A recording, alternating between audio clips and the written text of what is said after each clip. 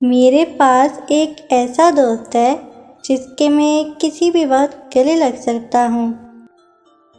میرے پاس ایک ایسا دوست ہے جو میرا ہاتھ پکڑ لیتا ہے جب بھی مجھے اس کی ضرورت ہوتی ہے۔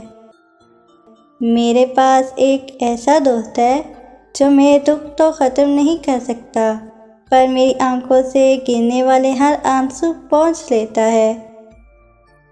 میرے پاس ایک ایسا دوست ہے جو میرے ہونٹوں پہ مسکراہٹ لاتا ہے جب میں مایوس ہوتا ہوں۔